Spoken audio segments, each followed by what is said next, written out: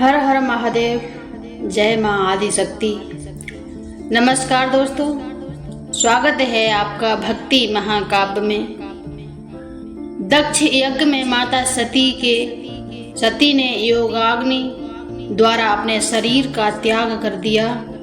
लेकिन क्या आप जानते हैं उसके बाद भगवान शिव ने ऐसा क्या किया कि पूरा ब्रह्मांड कांप उठा। माता सती का शरीर कहां कहां गिरा और 51 शक्तिपीठों की स्थापना कैसे हुई, आज हम जानेंगे। सनातन धर्म की सबसे पवित्र और रहस्यमयी कथाओं में से एक शक्तिपीठों की उत्पत्ति। तो आइए श्रद्धा और भक्ति के साथ इस दिव्य कथा का आरंभ करते हैं। जब भगवान शिव को माता सती के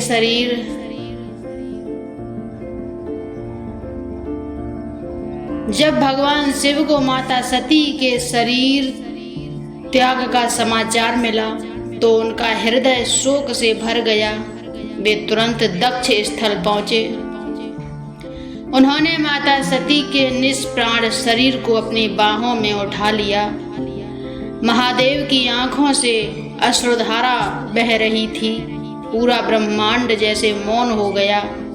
देवता, ऋषि और सभी लोग उनके दुख को देखकर स्तंभ रह गए। असीम शोक धीरे धीरे रौद्र रूप में बदल गया। भगवान शिव माता सती के शरीर को कंधे पर रखकर तांडव करने लगे।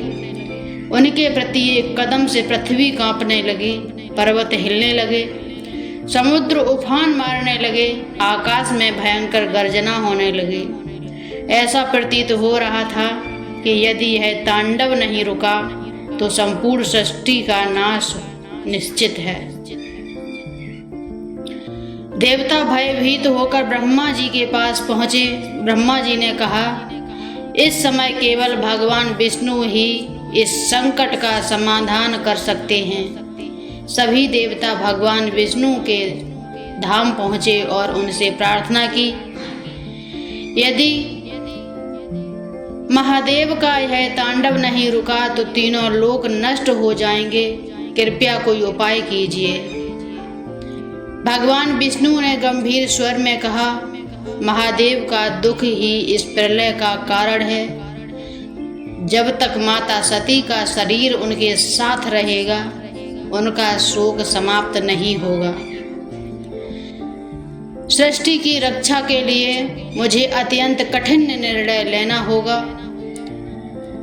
भगवान विष्णु ने अपने दिव्य सुदर्शन चक्र का स्मरण किया, लेकिन यह कोई युद्ध नहीं था। यह एक ऐसा निर्णय था जिसे स्वयं भगवान विष्णु भी भारी मन से लेने वाले थे। उन्होंने महादेव को प्रणाम किया और सुदर्शन चक्र को माता सती के शरीर की ओर बढ़ा दिया। यहीं से आरंभ हुई 51 शक्तिपीठों की दिव्य कथा। भगवान विष्णु ने अत्यंत भारी मन से अपना सुदर्शन चक्र चलाया। यह महादेव के विरुद्ध नहीं था, बल्कि संपूर्ण सृष्टि की रक्षा के लिए एक दिव्य उपाय था। सुदर्शन चक्र ने माता सती के शरीर को अनेक भागों में विभाजित कर दिया। जहां जहां माता सती के अंग, आभूषण या वस्त्र गिरे, वे स्थान सदा के लिए शक्तिपीठ बन गए।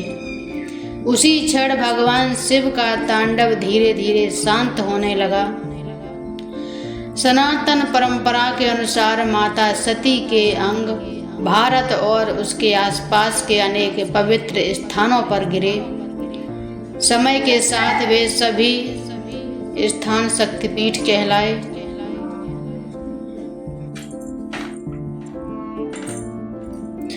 आज भी करोड़ों श्रद्धालु वहां माता के दर्शन के लिए जाते हैं। कुछ प्रमुख शक्तिपीठ हैं। कामाख्या शक्तिपीठ शक्ति उपासना का अत्यंत पवित्र केंद्र है। ज्वालामुखी शक्तिपीठ हिमाचल प्रदेश में जहाँ बिना तेल और बाती के दिव्य ज्योतियां निरंतर प्रज्वलित रहती हैं। काली घाट शक्तिपीठ जो कोलकाता में स्थित है, मां काली के प्रमुख धामों में से एक।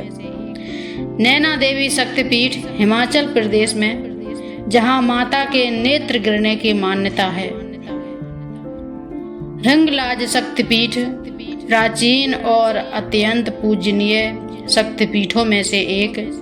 इनके अतिरिक्त भी अनेक शक्तिपीठ हैं जहां माता की शक्ति आज भी भक्तों का कल्याण करती है। जब माता सती का शरीर पृथ्वी के विभिन्न स्थानों पर प्रतिष्ठित हो गया, तब भगवान शिव का रौद्र रूप धीरे धीरे शांत हुआ। उन्होंने गहन समाधि धारण कर ली। संपूर्ण ब्रह्मांड में फिर से शांति लौट आई। देवताओं ने भगवान विष्णु और महादेव को प्रणाम किया। माता सती ने अपने अंतिम क्षणों में संकल्प लिया था, मैं अगले जन्म में भी केवल भगवान शिव को ही अपना पति बनाऊंगी। समय बीता। हिमाचल के राजा हेमबान और रानी मैना के घर एक दिव्य कन्या ने जन्म लिया। वही कन्या आगे चलकर माता पार्वती के नाम से प्रसिद्ध हुई। इस प्रकार शिव और शक्ति की दिव्य लीला का एक नया अध्याय प्रारंभ हुआ। यह कथा हमें सिखाती है कि शक्ति कभी नष्ट नहीं होती, वह केवल नए रूप में प्रकट होती है। अहंकार का अंत निश्चित है, लेकिन प्रेम और भक्ति अमर है। भगवान शिव और आदि शक्ति का संबंध अनादि और अनंत है। शक्तिपीठ केवल तीर्थ नहीं, बल्कि माँ की दिव्य उपस्थिति के प्रतीक हैं। तो दोस्तों, यह थी 51 शक्तिपीठों की उत्पत्ति की दिव्य कथा। आज भी जो भक्ति, श्रद्धा और विश्वास के साथ माँ के शक्तिपीठों में दर्शन करते हैं, वे उनकी कृपा का अनुभव भी करते हैं। यदि यह कथा आपके हृदय को स्पर्श कर गई हो तो वीडियो को लाइक करें, अपने परिवार और मित्रों के साथ शेयर करें और भक्ति महाकाव्य चैनल को सब्सक्राइब करना ना भूलें। हमारे भक्ति महाकाव्य का परिवार बन जाइए और हमारे साथ जुड़े रहिए। कमेंट में श्रद्धा से लिखिए, जय माँ आदि शक्ति, हर हर महादेव। अगली दिव्य कथा में हम जानेंगे माता पार्वती का जन्म कैसे हुआ, उन्होंने भगवान शिव को पुनः पाने के लिए कैसी कठोर तपस्या की। उस अद्भुत कथा को बिल्कुल भी मिस मत कीजिए। तब तक के लिए हर हर महादेव। जय माँ आदि शक्ति, जय सनातन धर्म। हरि ओम तत्सत।